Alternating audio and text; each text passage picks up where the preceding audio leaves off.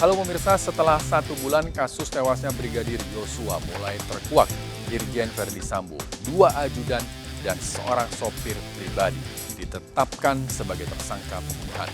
Motif pembunuhan belum terungkap. Saya Rizky Hasan, kita berjumpa kembali dalam program Berita Kriminal. Bersama kita akan mengungkap dunia kejahatan dengan berbagai laporan kriminal dalam Sergap Investigasi.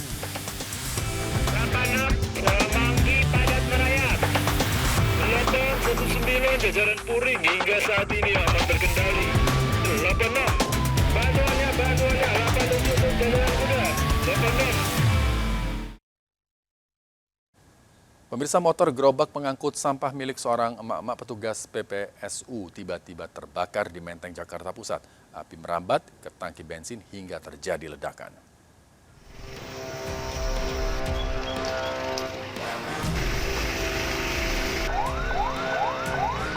Gerobak motor pengangkut sampah petugas PPSU ini terbakar di Jalan Kimia, Menteng, Jakarta Pusat. Api cepat merambat ke tangki bensin disertai ledakan. Petugas Dinas Pertamanan DKI yang berada di lokasi langsung melakukan pemadaman. Sebelumnya, Yuna, petugas PPSU Kelurahan Pegangsaan, berusaha menghidupkan mesin motor yang mogok dengan cara di-starter. Mesin motor tak kunjung menyala, namun justru mengeluarkan asap tebal disertai percikan api. Kebakaran diduga akibat korsleting pada mesin. Selat itu, kalau nyala api gede langsung blok. Berarti asap itu awalnya dari ruang kemudi itu ya? Iya. Bagian bawah apa bagian ini? Bagian bawah. Itu mesin? Mesin.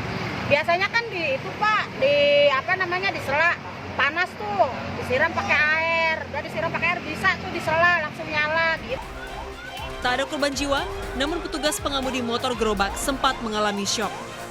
Dari Jakarta Pusat, Rani Stone Sanjaya, iNews melaporkan. Keluarga histeris saat pemakaman 4 korban tewas akibat kebakaran rumah di Tanah Toraja, Sulawesi Selatan. Jenazah ibu dan 2 anak balita serta seorang nenek dimakamkan dalam 1 liang lahat.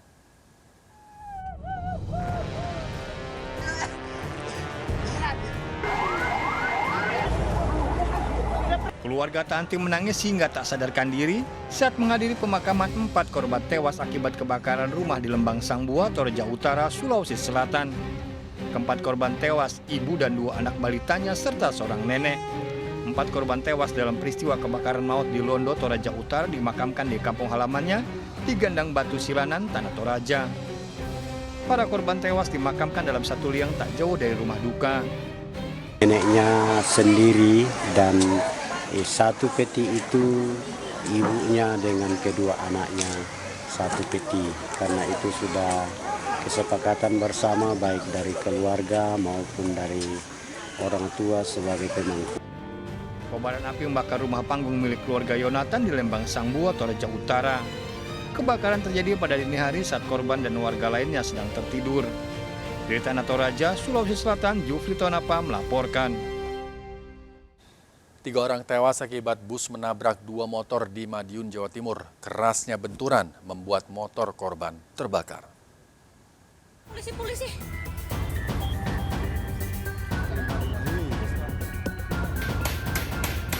Kobaran api membakar 2 motor di Jalan Raya Madiun, Solo, Jawa Timur. Besarnya api membuat 3 pemotor tewas. Peristiwa bermula saat sebuah motor yang dikemudikan Siti warga Kincang Jiwan akan menyeberang. Namun sopir bus yang diduga kurang konsentrasi menabrak motor tersebut. Kerasnya benturan membuat Budi, sopir bus asal Sidoarjo, membanting setir. Tapi naas, dari arah berlawanan bus kembali menabrak motor yang ditumpangi Igar dan Lukas. Akibat kejadian ini, 3 korban tewas di lokasi. Jenazah ketiga korban dievakuasi ke Rumah Sakit Sudono, Madiun. Kejadian ini juga membuat bagian depan bus rusak. Telah terjadi kecelakaan antara bus plat kuning yang mengarah dari arah Madiun menuju Magetan, menabrak 2 kendaraan yang diduga menyeberang dan salah satunya mengarah dari Magetan menuju Madiun. Kasus kecelakaan ditangani unit laka lantas Polres Madiun Kota.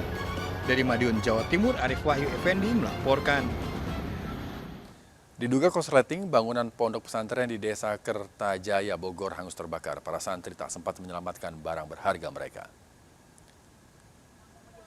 Kobaran api membakar 3 bangunan pondok pesantren di Kampung Bojong Mede, Bogor, Jawa Barat.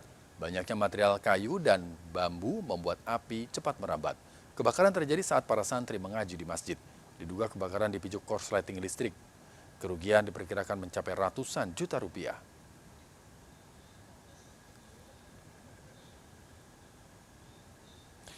Pemirsa, seorang wanita guru TK ditemukan tewas di kamar mandi rumahnya di Lombok Barat. Korban diduga dibunuh perampok karena barang berharga miliknya hilang.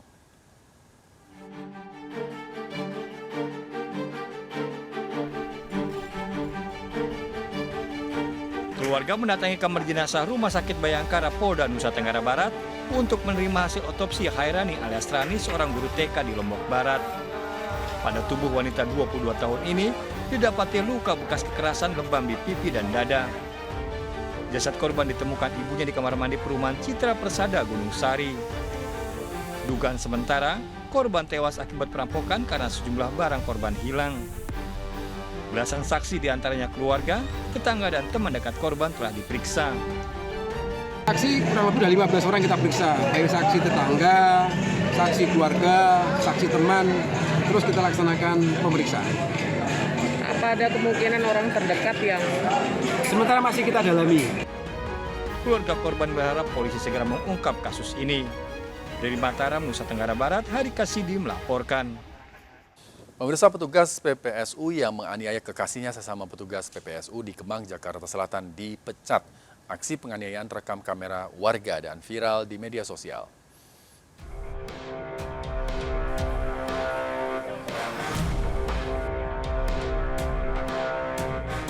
Pria petugas PPSU ini tega menganiaya kekasihnya sesama petugas PPSU di Jalan Kemang Dalam 6, Kelurahan Bangka, Jakarta Selatan.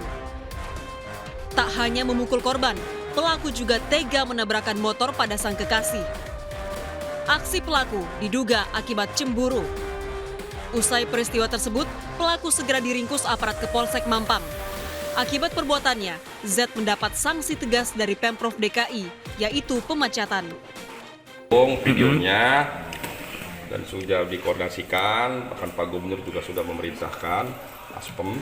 Jadi yang bersangkutan sudah diminta dicari dan sudah ketemu orangnya dari kelurahan mana, dan tindakan yang diberikan dari Pemprov tentu adalah pemecatan, karena ini tindakan yang tidak boleh ada di lingkungan. Wakil Gubernur DKI Jakarta meminta aparat kepolisian menindaklanjuti kasus ini agar kejadian serupa tak terulang lagi. Dari Jakarta Pusat, Rani Stone Sanjaya, iNews melaporkan. Seorang pria nekat mencuri uang puluhan juta rupiah dari pet shop tempatnya bekerja di Ciracas, Jakarta Timur. Pemilik pet shop tak menaruh rasa curiga terhadap pelaku.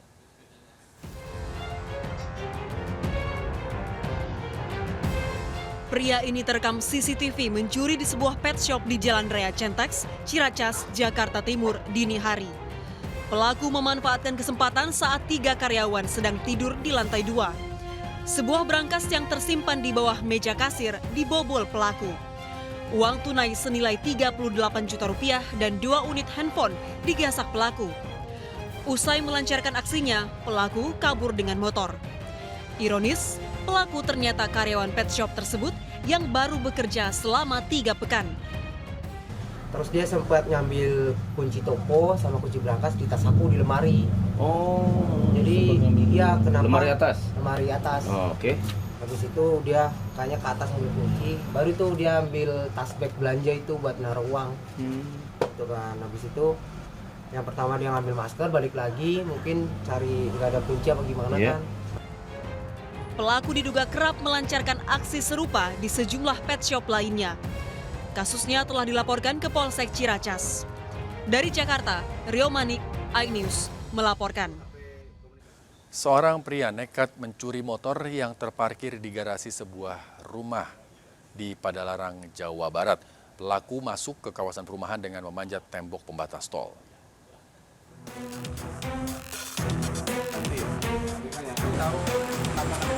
Pria ini terekam CCTV berupaya mencuri motor di garasi rumah korban di Padalarang, Bandung Barat, Jawa Barat.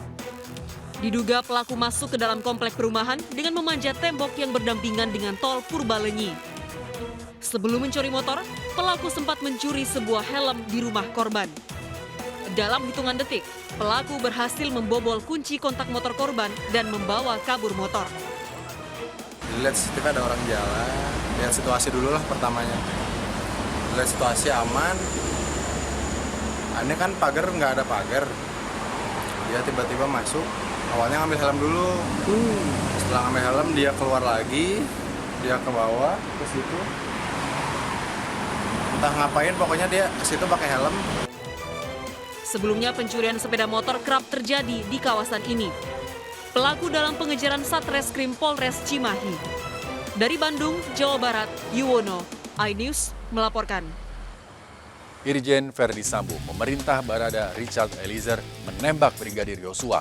4 tersangka pembunuhan Brigadir Yosua termasuk Irjen Verdi Sambo. Ikuti informasi selengkapnya sesaat lagi, tetaplah di Sergap. Bantuannya, 87 Jalan Kuda, 86.